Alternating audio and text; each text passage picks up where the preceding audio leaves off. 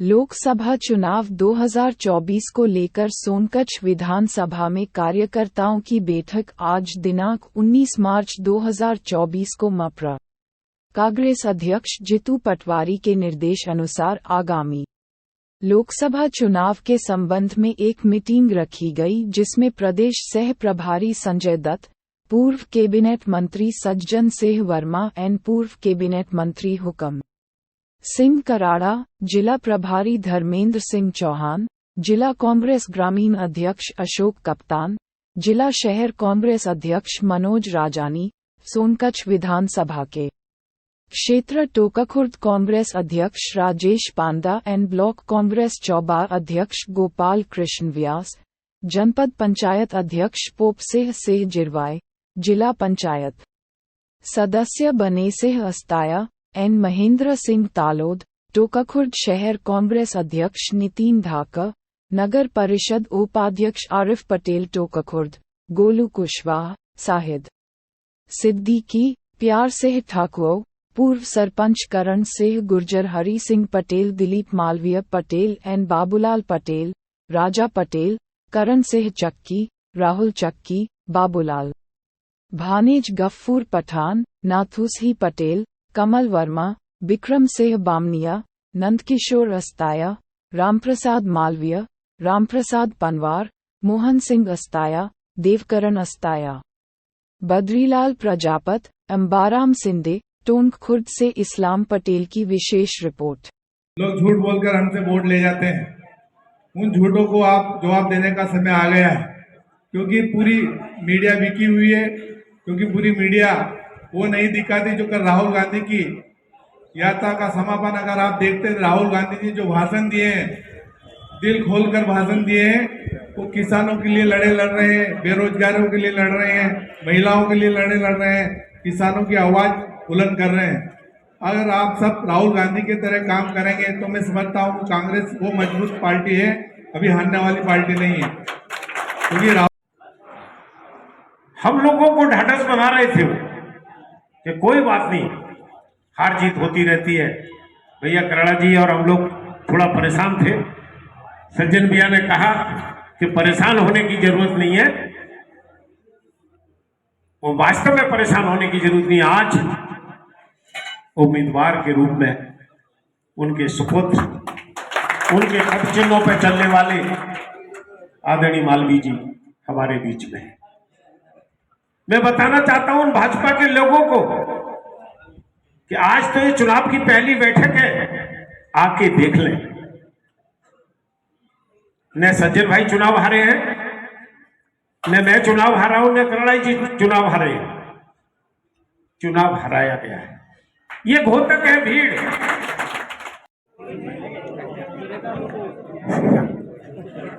सबसे पहले तो मैं आप सबको नमन करता हूं.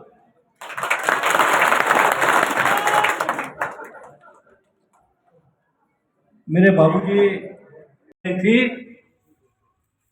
कि आपको कोई नहीं हरा सकता है, कोई भी नहीं हरा सकता है.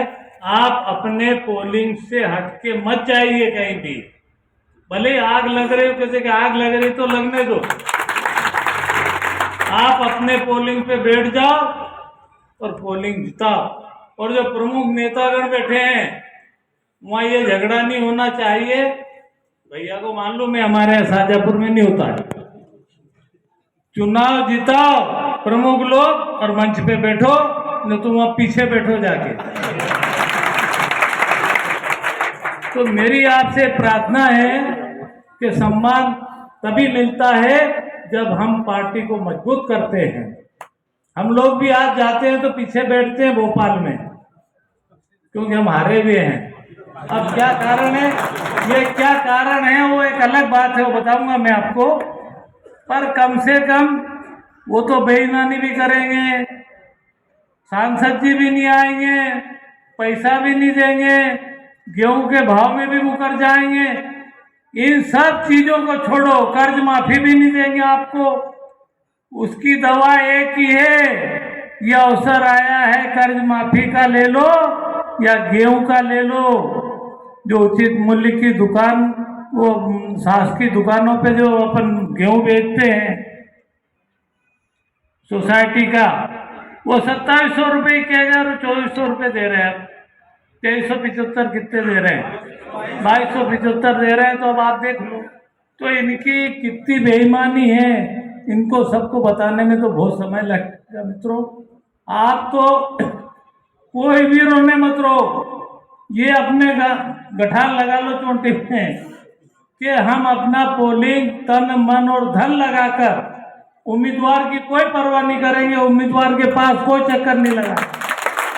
आप करिए अपना काम और अपना पोलिंग जिताइए और सम्मान प्राप्त करिए, और आपका भी सम्मान गांव में, शहर में, जहाँ जाओगे वहाँ आपका भी सम्मान रहेगा। आप भोपाल में भी जाके बोल सकते हो प्रदेश कांग्रेस अध्यक्ष से कि मैंने अपना पोलिंग जिताया है। बहुत सारे आपके पास तमगे आएंगे, बहुत सारे आपके पास में अफवाहें आएगी और लोग बोलेंगे राम लहर हो रही है। अरे राम जी हमारे तुम्हारे नहीं है क्या? राम जी तो सबके हैं, फालतू की बातें हैं ये, इनमें ध्यान मत दो। जब तक ये अपनी समस्याओं से निजात पाना है तो एक मंत्र है कि अपना पोलिंग जिताओ। अब की बार जो इंडिया अलायंस बना है, बहुत बुद्धिमानी से कांग्रेस ने काम किया है, सबको साथ में लेके किया, और कोई अड़ गया कोई दल तो उनसे कहा कि भैया आप ले लो ज्यादा सीट, हमारी एक कम कर लो। मुलायम सिंह के लड़के ने भी ये कहा कि किसी को असंतुष्ट हो गए 1-2 सीट के लिए, बोले मेरे कोटे में ले लो, तो करके बहुत बढ़िया अलायंस बनाए। साउथ का तो पूरा का पूरा एरिया कांग्रेसमय है। ये हिंदी भाषी क्षेत्रों में अपन लोग या तो डर जाते हैं या तनिक स्वार्थ के लिए एक पौआ और एक गांधी जी,